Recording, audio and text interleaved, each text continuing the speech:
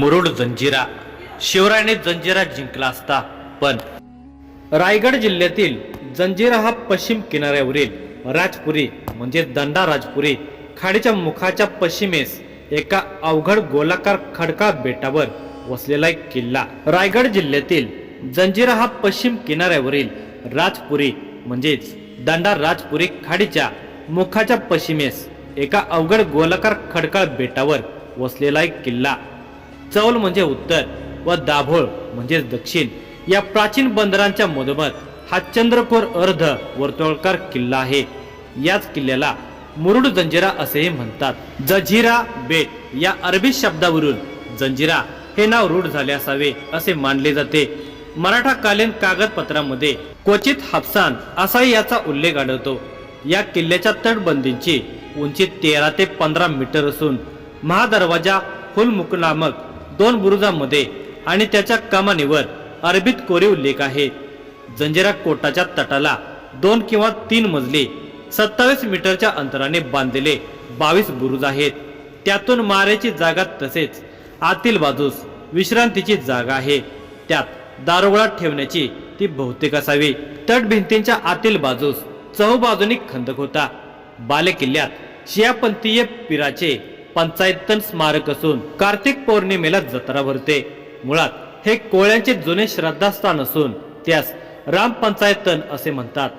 सिद्धी घराण्यातील पुरुषांच्या सरदारांच्या जवळच कबरी आहेत. कोटात 4 मशिदी, तलाव, मोहल्ले, वाडे वगैरेंचे अवशेष आढळतात. याशिवाय येथील 3 देशी आणि 6 विदेशी तोफा पर्यटकांचे लक्ष वेधून घेतात. किल्ल्यात अनेक फारसी शिलालेख असून 1576 ते 1577च्या शिलालेखात निजामशहाच्या आज्ञेने फाईम खानाची जंजिऱ्याचा मुख्याधिकारी म्हणून नेमणूक झाली आणि त्याने हा अभेद्य किल्ला आणि तटबंदी बांधली असा उल्लेख आहे. अरबी समुद्राच्या पश्चिम किनाऱ्यावरील हा सुप्रसिद्ध किल्ला मराठे, डच, इंग्रज आणि ईस्ट इंडिया कंपनी यांच्या सैन्याने अनेकदा हल्ले करूनही अजिंक्य राहिलेला होता. 15व्या शतकाच्या मध्यास ॲबिसिनिया आणि पूर्व आफ्रिकेतून पश्चिम भारतात लोक येऊ लागलेले होते. अरब अल हबेश येथून येणारे हे लोक हाबशी म्हणून ओळखले जातात. त्यांना सौदी असेही म्हणत. हाबशांना मुख्यतः गुलाम म्हणून पोर्तुगीजांनी हिंदुस्थानात आणलेले होते. तरी त्यांची निष्ठा, धैर्य आणि कार्यक्षमता यामुळे बहमनी दरबारात त्यांना दर्जा लाभला. अल्पावधीत हाबशी लोक हे पश्चिम भारतातील कुशल आणि धाडसी दर्यावर्दी आणि सैनिक म्हणून प्रसिद्ध झाले. जंजिरा निजामशाहीच्या अखत्यारीत येण्यापूर्वीचा इतिहास उपलब्ध नाही. येथे पूर्वी कोळ्यांची वस्ती होती. दर्यावर्दी आणि लुटारूंच्या पासून संरक्षण व्हावे म्हणून त्यांनी या सुरक्षित बेटावर लाकडे मेढे कोट बांधला असा एक उल्लेख सापडतो.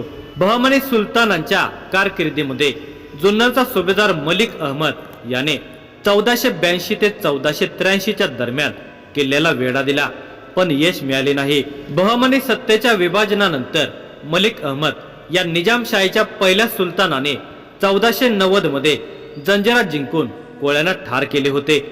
जंजिरा किल्ल्याची डागडुजी करून याकुत खान या हबशी आरमार प्रमुखाच्या तो ताब्यात दिला आणि त्याने त्यास मेहरूब चंद्रकोर हे नाव दिले. उपलब्ध फारसी शिलालेखामध्ये फाईम खान याने 1576 ते 77 दरम्यान किल्ला बांधण्याची नोंद आहे.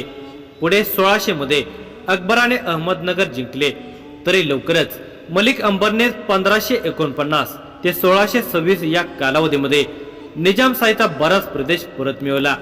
1618 मध्ये जंजिऱ्याचा सिद्धी सुरूर हा निजामशहाकडून जहागीरदार म्हणून सनद घेऊन आला आणि त्याने स्वतः जंजिरा संस्थानचा पहिला नवाब म्हणून जाहीर केले. त्यावेळी दंडा राजपुरी हे मुख्यालय असून नवाबाच्या अधिपत्याखाली सावित्री नदीपासून नागोट ठाण्यापर्यंतचा मुलूक होता. त्याच्या जागी 1620 मध्ये सिद्धी याकुत खान आला. त्यानंतर 1621 मध्ये सिद्धी अंबर नवाब झाला. मोगलांनी निजामशाही नष्ट करेपर्यंत 1636 या कालावधीपर्यंत दंडा राजपुरीसह कुलाबा अहमदनगरच्या सुलतानाकडेच होता. मोगलांनी जंजिरा सकट कोकणचा प्रदेश विजापूरच्या आदिलशहाकडे सुपूर्त केला आणि सिद्धी अंबर विजापूरचा ठाणेदार झाला. जंजिऱ्याच्या पूर्वेस रोहा मानगाव तालुके, दक्षिणेस बानकोटची खाडी, पश्चिमेस अरबी समुद्र आणि उत्तरेस रोह्याच्या खाडीपर्यंत विस्तारलेले होते. त्याचा उपयोग विजापूरचा सागरी व्यापारासाठी आणि मक्केला जाणाऱ्या यात्रेकरूंसाठी होऊ लागलेला होता. वजीर सिद्दी अंबर 1676 मध्ये मरण पावला. त्याच्या जागी सिद्दी युसुफ नवाब झाला. त्याच्या मृत्यूनंतर 1655 मध्ये फतेखान वजीर बनला. यापूर्वी छत्रपती शिवाजी महाराजांनी जंजिरा घेण्याचे प्रयत्न केलेले होते, पण यश आले नव्हते. म्हणून 1670 मध्ये महाराजांनी जंजिऱ्यात समुद्रमार्गे वेढा घातला. पोर्तुगीजांनी सिद्धीस गुप्तपणे दारुगोळा पुरविला, तरी महाराजांचे सैन्यबळ पाहून सिद्धी जंजिरा त्यांच्या स्वाधीन करण्यास राजी झाला होता. सिद्धी फतेह खानाच्या हाताखालील सरदार संबळ, कासिम आणि फैरेत सिद्धी याने विरोध करून फतेह खानास कैद केले आणि लढा चालू ठेवला. त्यांनी मोगलांचे मांडलिकत्व स्वीकारून मदत मागितली. सोरेच्या मोगल अधिकाऱ्याने ते दिली सुद्धा. औरंगजेबाने सिद्धी संबळ यास याकुत खा हा किताब दिला व त्यास सोरेच्या महालातून 3 लाखांची जहागिरी दिली. त्यामुळे सिद्धी संबळ मोगल आरमाराचा प्रमुख झाला आणि सिद्धीचे वर्चस्व सुरत पर्यंत प्रस्थापित झाले. सिद्दी कासिम आणि सिद्दी खैरियत यांना अनुक्रमे जंजिरा आणि किनाऱ्यावरील दंडा राजपुरी आणि अन्य प्रदेश देण्यात आले. त्यामुळे यावेळीही छत्रपती शिवाजी महाराजांना यश लाभले नाही. त्यानंतरही छत्रपती शिवाजी महाराजांनी 1671, 1673 आणि 1676 मध्ये इंग्रज, पोर्तुगीज यांच्याबरोबर तह करून जंजिरा घेण्याचा अयशस्वी प्रयत्न केला. 1676 मध्ये संबळ आणि कासिम यांच्यामध्ये वैर निर्माण झाले. तेव्हा कासिमने नौदल प्रमुख पद मिळवले. छत्रपती शिवाजी महाराजांच्या मृत्यूनंतर छत्रपती संभाजी महाराजांनी 1682 मध्ये जंजिरा घेण्याचा निकराचा प्रयत्न केला, पण त्यांनाही ते जमले नाही. छत्रपती संभाजी महाराजांच्या मृत्यूनंतर रायगडासह अनेक किल्ले मोगलांच्या हाती आले. तर श्रोते हो, तुम्हाला ही व्हिडिओ कशी वाटली हे आम्हाला कमेंट करून नक्की सांगा.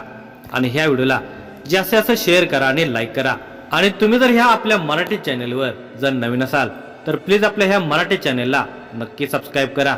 आणि अशाच व्हिडिओच्या नोटिफिकेशन येण्यासाठी शेजारील बेल आयकॉन क्लिक करायला विसरू नका. धन्यवाद.